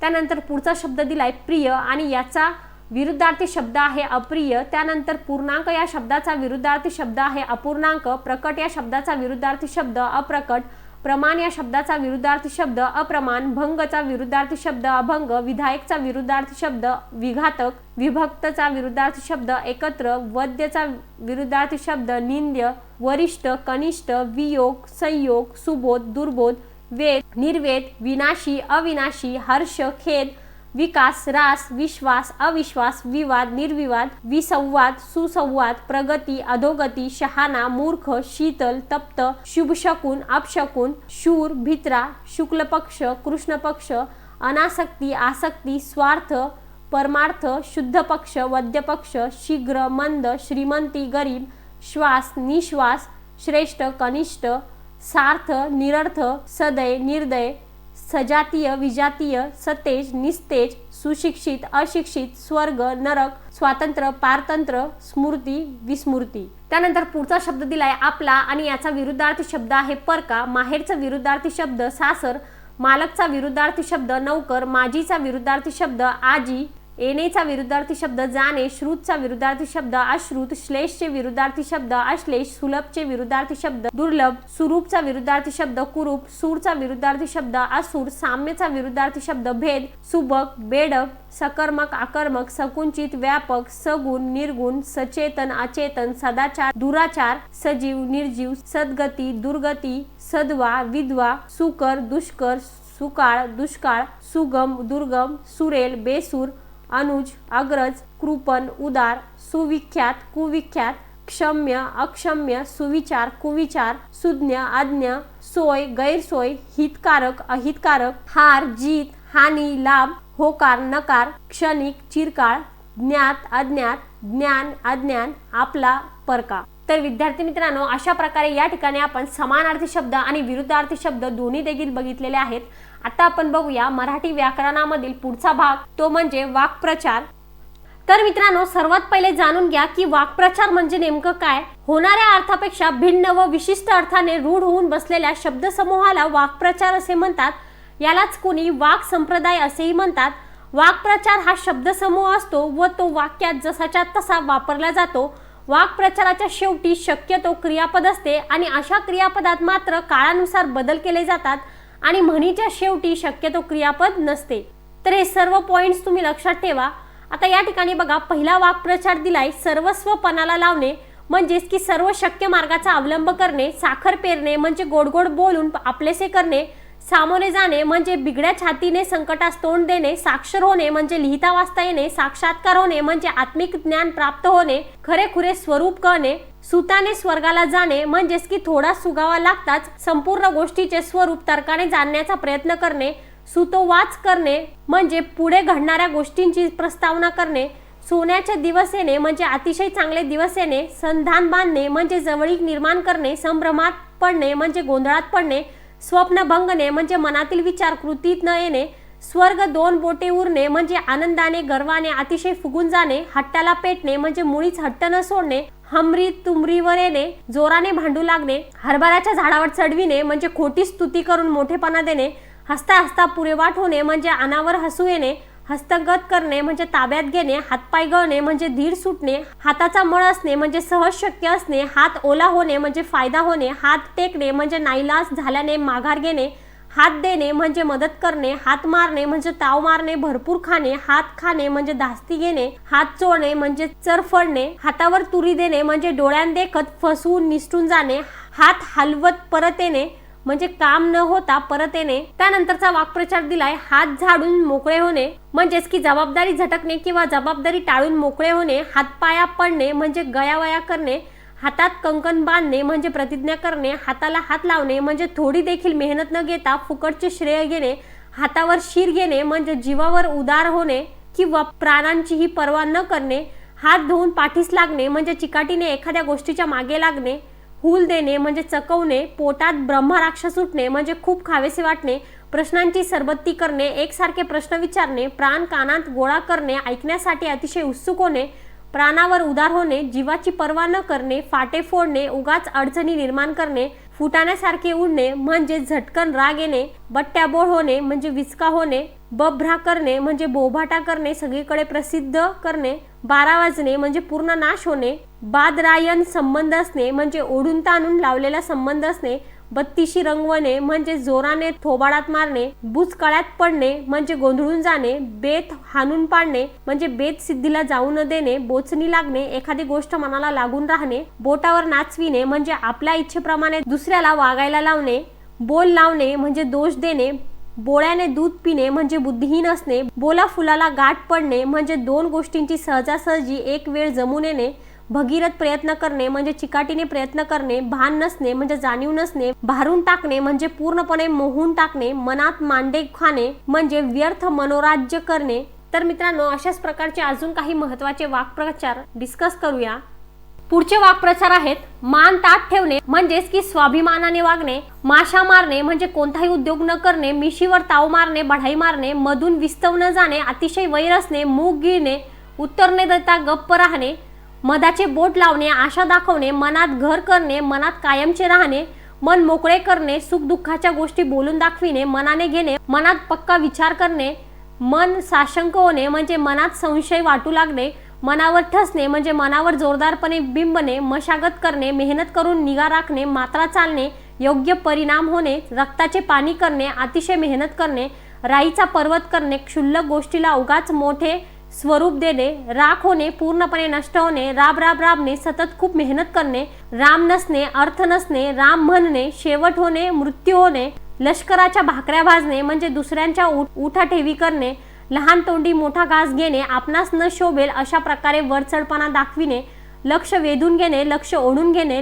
लक्ष्मीचा वरद हस्त असणे म्हणजे लक्ष्मीची कृपा असणे, श्रीमंती असणे, लौकिक मिळविणे, सर्वत्र मान मिळवणे, वकील पत्र येणे, एखाद्याची बाजू घेणे, वाट लावणे, विल्हेवाट लावणे, मोडून तोडून टाकणे, वाटाण्याच्या अक्षता लावणे, स्पष्टपणे नाकारणे, वटणीवर आणणे, ताळ्यावर आणणे, वनवन भटकणे, एखादी गोष्ट मिळवण्यासाठी खूप फिरणे, वाचा बसणे, एक शब्दही बोलता न येणे, विचलित होणे, मनाची चलबिचल होणे, विसंवाद असणे, एकमेकांशी न जमणे, वड्याचे तेल वांग्यावर काढणे, एकाचा राग दुसऱ्यावर काढणे, विडा उचलणे, निश्चय किंवा प्रतिज्ञा करणे, वेळ घेऊन पेडगावला जाणे म्हणजे मुद्दाम ढोंग करणे, शब्द जमिनीवर पडू न देणे, दुसऱ्याच्या इच्छेनुसार लगेच कार्यवाही करणे, शहानिशा करणे, एखाद्या गोष्टीबाबत चौकशी करून खात्री करून घेणे, शिगेला पोचणे, शेवटच्या टोकाला जाणे, 100 वर्षे भरणे, नाश होण्याची वेळ येणे, श्री गणेशा करणे, आरंभ करणे, सही सलामत सुटणे, दोष न येता सुटका होणे, दगा देणे, फसवणे, दबा धरून बसणे, टपून बसणे, दाद मागणे, तक्रार करून किंवा घाराने सांगून न्याय मागणे, दात धरणे, वैर बाळगणे, दाढी धरणे, विनवणी करणे, दगडावरची रेख, खोटे न ठरवणारे शब्द, दातांच्या कण्या करणे, अनेक वेळा विनंती करून सांगणे, दाती तृण धरणे, शरणागती पत्करणे, दत्त म्हणून उभे राहणे, एकाएकी हजर होणे, दात खिळी बसणे, बोलणे अवघड होणे, द्राविडी प्राणायाम करणे, सोपा मार्ग सोडून कठीण मार्गाने जाणे, दुधात साखर पडणे, अधिक चांगले घडणे, दात ओठ खाणे, द्वेषाची भावना दाखवणे, 2 हातांचे 4 हात होणे, विवाह होणे, दुसऱ्याच्या ओंजळीचे पाणी पिणे, दुसऱ्याच्या तंत्राने किंवा सल्ल्याने चालणे, दातास दात लावून बसणे, काही न खाता उपाशी राहणे, दुःखावर डागण्या देणे, दुःखी झालेल्या माणसाला वाईट वाटेल असे बोलून आणखी दुःख देणे, धरणे, हट्ट धरून बसणे, धारातीर्थी पडणे, रणांगणावर मृत्यू येणे, धाबे दणानणे, खूप घाबरणे, धूम ठोकणे, वेगाने पळून जाणे, धूळ चारणे, पूर्ण पराभव करणे, नजरेत भरणे, उठून दिसणे, नजर करणे, भेटवस्तू देणे, नाक घासणे, स्वतःचे कार्य साधण्यासाठी दुसऱ्याचे पाय धरणे, नाक ठेचणे, नक्षा उतरवणे, नाक मुरडणे, नापसंती दाखवणे, नाकावर राग असणे, लवकर चिडणे, नाक वर असणे, आईट दिमाग किंवा ताठा असणे, नाकाला मिरच्या झोंबणे, म्हणजे एखाद्याचे वर्म काढल्यामुळे त्याला राग येणे. विद्यार्थी मित्रांनो, आता आपण बघूया मराठी व्याकरणामधील अतिशय महत्त्वाचा मुद्दा, तो म्हणजे मराठी भाषेतील म्हणी व त्यांचे अर्थ. तर या ठिकाणी बघा, पहिली म्हण दिली, असतील शिते तर जमतील भूते, म्हणजेच की एखाद्या माणसाकडून फायदा होणार असला की त्याच्या भोवती माणसे गोळा होतात. असंगाशी संग आणि प्राणाशी गाठ, म्हणजेच की दुर्जन माणसाशी संगत केल्यास प्रसंगी जीवालाही धोका निर्माण होतो. अडला हरी गाढवाची पायधरी, एखाद्या बुद्धिमान माणसाला देखील अडचणीच्या वेळी मूर्ख दुर्जन माणसाची विनवणी करावी लागते. अतिशहाणा त्याचा बैल रिकामा, अति तिथे माती, अन्न छत्री जेवणे, वर मिरपूड मागणे, अंगाला सुटली खाच, हाताला नाही लाच, अंगावरचे लेणे जन्मभर देणे, अंतकाळापेक्षा मध्यान्ह काळ कठीण, अंधारात केले पण उजेडात आले, अक्कल नाही काडीची नाव सहस्र बुद्धे, अघटित वार्ता आणि कोल्हे गेले तीर्था, अति झाले आणि आसू आले, अति परिचयात अवज्ञा, अति झाले गावचे अन पोट फुगले देवाचे, आज्ञाचा येते वास, कोरीचा घेते घास, अपापाचा माल गपापा, अर्थी दान महापुण्य. तर मित्रांनो, या सर्व दिलेल्या म्हणींचा संपूर्णपणे अर्थ इथे दिलेला आहे, तुम्हाला स्क्रीनवर दिसत असेल. तर अशाच प्रकारची महत्त्वाची म्हणी पुढे दिलेल्या आहेत. तर आईची माया आणि पोट जाईल वाया, म्हणजेच की फार लाड केले तर मुले बिघडतात. आधी पोटोबा मग विठोबा, प्रथम पोटाची सोय पाहणे, नंतर देवधर्म करणे, आपलेच दात आपलेच होठ, आपल्याच माणसाने चूक केल्यास अडचणीची परिस्थिती निर्माण होते. आयत्या बिळावर नागोबा, एखाद्याने स्वतः करिता केलेल्या गोष्टीचा आयता फायदा घेण्याची वृत्ती असणे. आंधळा मागतो 1 डोळा, देव देतो 2 डोळे, अपेक्षेपेक्षा जास्त फायदा होणे. आपण हसे लोकाला, शेंबूड आपल्या नाकाला, म्हणजे ज्या दोषाबद्दल आपण दुसऱ्याला हसतो तो दोष आपल्या अंगी असणे. आधीच उल्हास त्यात फाल्गुन मास, म्हणजेच की मुळातच आळशी असणाऱ्या माणसाच्या बाबतीत त्यांच्या आळशी वृत्ताला पोषक अवस्था निर्माण होणे. आंधळं दळतं, कुत्रं पीठ खातं, एकाने काम करावे, दुसऱ्याने त्याचा फायदा घ्यावा.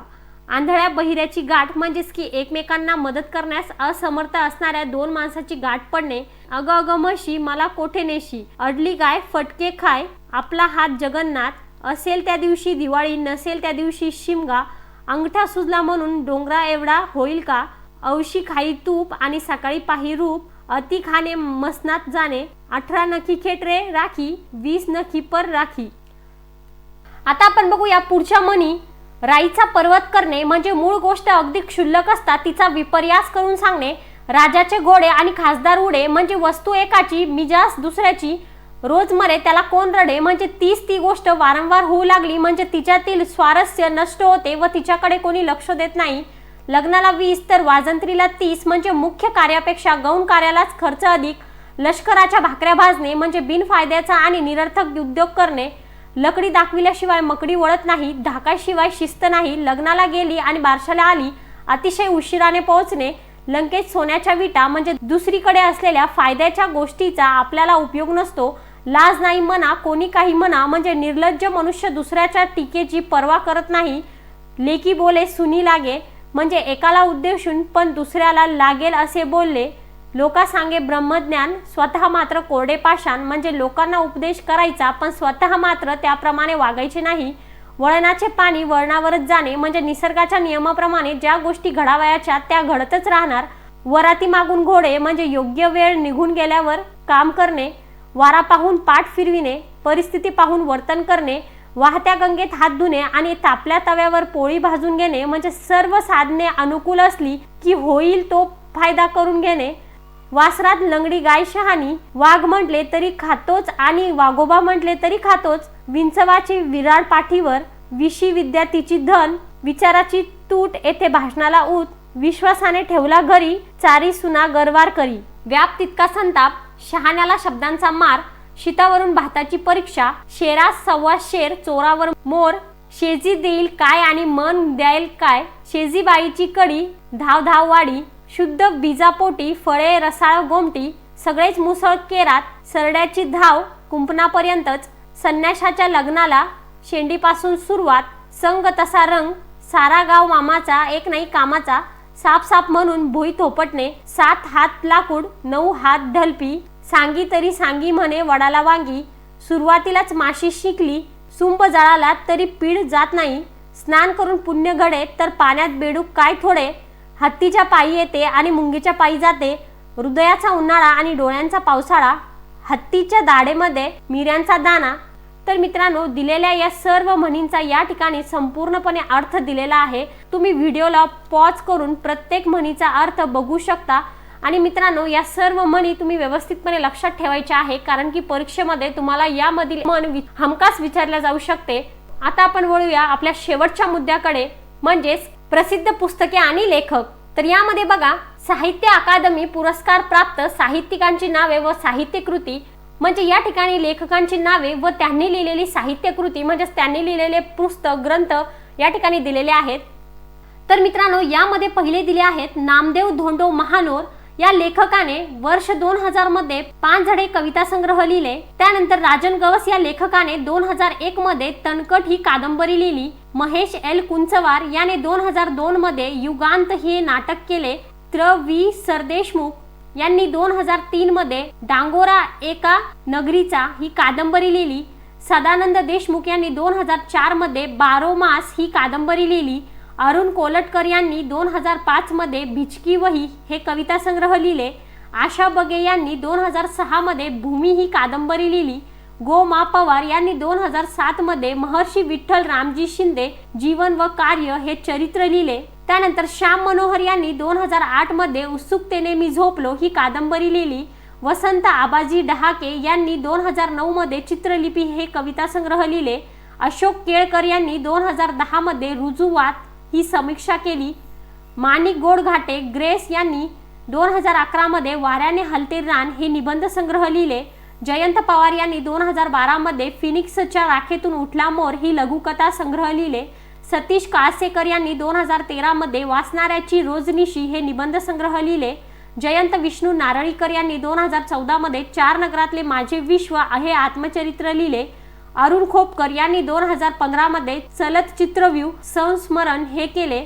त्यानंतर आसाराम लोमटे यांनी 2016 मध्ये आलोक ही लघुकथा लिहिली. त्यानंतर श्रीकांत देशमुख यांनी 2017 मध्ये बोलावे ते आम्ही हे कविता संग्रह लिहिले. म सु पाटील यांनी 2018 मध्ये सर्जन प्रेरणा आणि कवित्व शोध ही समीक्षा केली. अनुराधा पाटील यांनी 2019 मध्ये कदाचित अजूनही हे कविता संग्रह लिहिले. आता या ठिकाणी बघा, काही प्रमुख कथाकार व त्यांचे कथा संग्रह दिलेले आहेत. तर ना सी फडके या कथाकाराने ऊन आणि सावल्या हे कथा संग्रह लिहिले. त्यानंतर वि स खांडेकर फुले आणि दगड, य गो जोशी शेवगाच्या शेंगा, कुसुमावती देशपांडे, विभावरी शिरूरकर यांनी दीपकळी कळ्यांचे निश्वास हे कथा संग्रह लिहिले. पु भा भावे यांनी 17वे वर्ष हे कथा संग्रह लिहिले. मालतीबाई दांडेकर यांनी विसावाचे क्षण हे कथा संग्रह लिहिले. वामन चोरघडे यांनी प्रस्थान हे कथा संग्रह लिहिले. श्री ज जोशी यांनी मामांचा वाडा हा कथा संग्रह लिहिला. अरविंद गोखले यांनी मंजुळा ही कथा संग्रह केली. अण्णाभाऊ साठे कृष्णाकाठच्या कथा, शंकरराव खरात टिटवीचा फेरा, जी ए कुलकर्णी कांजळ माया, गंगाधर गाडगीळ तलावातले चांदणे, शंकर पाटील वळीव, द मा मिरासदार मिरासदारी, व्यंकटेश माडगुळकर हस्ताचा पाऊस, विद्याधर पुंडलिक पोपटी चौकट, व्यपू काळे गुलमोहर, मधु मंगेश कर्णिक झुंबर, विजया राजाध्यक्ष अधांतर, ज्योत्सना देवदर पैलतीर, शैलजा राजे वेगळ्या वाटा, वामन होवाळ वाटा आडवाटा, जयंत नारळीकर यक्षाची देणगी, आशा बगे मारवा, रा बोराडे नाती गोती, गौरी देशपांडे आहे हे असं आहे, योगीराज वाघमारे बेगड, भास्कर चंदनशिव अंगारमाती, उर्मिला पवार चौथी भिंत, भारत सासने बंद दरवाजा, सानिया भूमिका, प्रतिमा इंगोले सुगरणचा खोपा, प्राध्यापक आप्पासाहेब खोत माती आणि कागूद, आसाराम लोमटे आलोक. अशा प्रकारे या कथाकाराने कथासंग्रह लिहिले. त्यानंतर पुढे दिलेले आहेत लेखक लेखिका व साहित्य प्रकारांचे नाव. तर या ठिकाणी बघा, माधव विचारे या लेखकाने गीत पुष्पांच्या फुलोरा हे त्यांच्या साहित्य प्रकारांचे नाव आहे. त्यानंतर पुढे दिले यदुनाथ थत्ते यांनी साधना, विनोबा भावे, आपला मान आपला अभिमान, साने गुरुजी जीवन परिचय, यशाची वाटचाल, आपला वारसा, समर्थवा, संपन्नवा, रेशमा, प्रतिज्ञा हे सर्व त्यांचे साहित्य प्रकारांची नावे आहेत. त्यानंतर वसंत जोशी यांच्या साहित्य प्रकारांची नावे अशा प्रकारे आहे: हास्य कल्लोळ, बिनबियांच्या गोष्टी, वि भा नेमाडे, किशोर, डॉक्टर द ता भोसले, इथे फुलांना मरण जन्मता, खसखशीचा मळा, जन्म, पाऊस, परिघावरची माणसं, पार आणि शिवार, समीक्षा आणि संवाद, साहित्य, आस्वाद आणि अनुभव, शिक्षणातील अधिक उणे, संस्कृतीच्या पाऊलखुणा व चावडीवरचा दिवा अशा प्रकारची त्यांची साहित्य कृती आहे.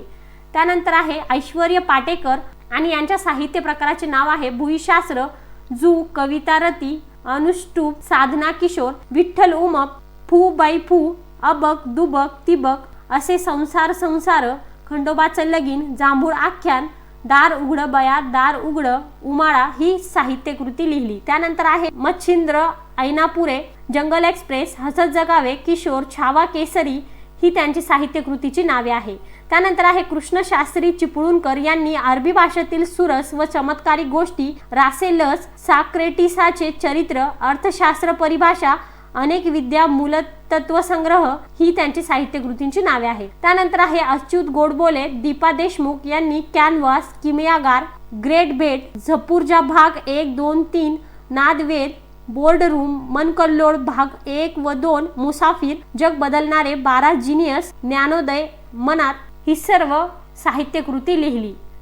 तर मित्रांनो, अशा प्रकारे आजच्या लेक्चरमध्ये आपण समानार्थी शब्द, विरुद्धार्थी शब्द, वाक्प्रचार, म्हणी व त्यांचे अर्थ आणि तशाच प्रकारे प्रसिद्ध पुस्तके व त्यांचे लेखक ही सर्व माहिती डिस्कस केलेली आहे. वाक्प्रचार आणि प्रसिद्ध पुस्तके यावरती आपण अजून एक सेपरेट व्हिडिओ घेऊन येणार आहोत. तर मित्रांनो, आजचा व्हिडिओ आवडला असेल तर लाईक करा, शेअर करा. काही प्रश्न असतील तर कमेंट सेक्शन मध्ये नक्कीच विचारा. धन्यवाद.